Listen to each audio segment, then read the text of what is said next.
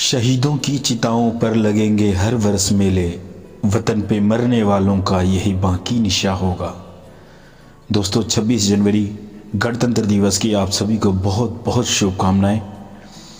दोस्तों आप सभी को गणतंत्र दिवस की हार्दिक शुभकामनाएं देते हुए आज हम चर्चा करेंगे और जानने की कोशिश करते हैं इन बातों को। जैसा कि आप और हम सभी जानते हैं कि हमारे भारत देश में सबसे ऊंचा पद भारतीय संविधान का ही है। फिर चाहे सरकार हो, सुप्रीम कोर्ट हो, प्रधानमंत्री या राष्ट्रपति कोई भी हो, इससे ऊपर कोई नहीं है। दोस्तों 1946 में पहली बार जब संविधान सभा के लिए जुलाई में चुनाव हुए, जिसके बाद संविधान सभा में 389 सदस्य हुए। हालांकि बाद में इसे घटाकर 299 कर दिया गया और श्री डॉक्टर राजेंद्र प्रसाद जी को 1946 की इस संविधान सभा का अध्यक्ष चुना गया। बाद में आगे चलकर 19 अगस्त 1947 में संविधान सभा ने आज़ाद भारत का संविधान तैयार करने के लिए डॉक्टर भीमराव अंबेडकर की अध्यक्षता में संविधान मसौदा समिति का गठन किया। डॉक्टर अंबेडकर बहुत ही योग्य संविधानविद थे और तमाम कानूनों के जानकार थे, इसलिए उन्हें इस ड्राफ्ट कमेटी का चेयरमैन बना दिया गया और जनवरी 1948 में यह मसौदा संविधान प्रकाशित किया गया, जिसे ड्राफ्ट कमेटी भी कहा जाता है। जब मसौदा संविधान प्रकाशित कर दिया गया तो भारत की जनता से इसके बारे में राय देने और उस राय के आधार पर होने वाले संशोधनों पर चर्चा करने के लिए 8 महीने का समय निर्धारित किया गया।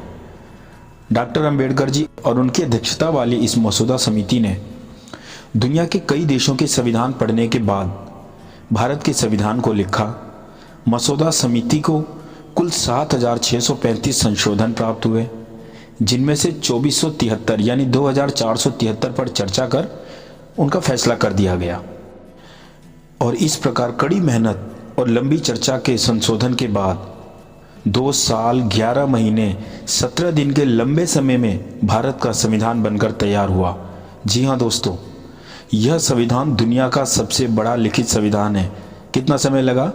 2 साल 11 महीने 17 दिन के लंबे समय के बाद भारत का संविधान बनकर तैयार हुआ, जो दुनिया का सबसे लंबा लिखित संविधान है। दोस्तों यहाँ लिखित संविधान से अभिप्राय यह है कि दुनिया में 2 तरह के संविधान होते हैं, जिसमें एक संविधान वो होता है जो लिखित होता है और एक वो होता है जो लिखित नहीं होता है।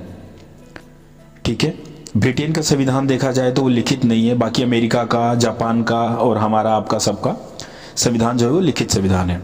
और संविधान सभा ने भारत के संविधान को 26 नवंबर 1949 को अपनाया था, अमल किया था और फिर ठीक 2 महीने बाद 26 जनवरी 1950 को इसे पूरे भारत में लागू कर दिया गया, जिसे हम गणतंत्र दिवस के रूप में मनाते हैं।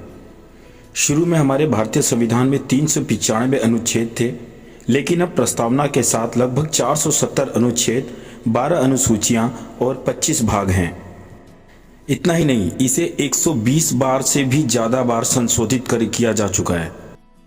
दोस्तों डॉक्टर भीमराव अंबेडकर वो महान शख्सियत थे जिन्होंने पूरी दुनिया का नियम कानून संविधान पढ़ने के बाद जो उच्च से उच्च, श्रेष्ठ से श्रेष्ठ नियम कानून एक लोकतांत्रिक देश में बनाया जा सकता था, वो यहाँ पर उन्होंने बनाया।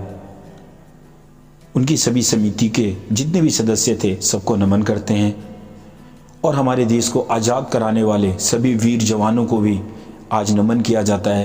अंत में मैं इतना ही कहना चाहूँगा, इन 2 लाइनों के साथ श्रद्धांजलि अर्पित करता हूँ कि बूंद बूंद लहू दे अपना, सींच गए जो हिंद चमन, बूंद बूंद लहू दे अपना, सींच गए जो हिंद चमन, जब तक जिंदा कौम रहेगी याद करेगा उन्हें वतन। दोस्तों जय हिंद, जय भारत। अलविदा चाहता हूँ, आपका दोस्त पांडेश्वर पांडे। अगर वीडियो अच्छी लगे तो इसे लाइक और शेयर जरूर करें। धन्यवाद।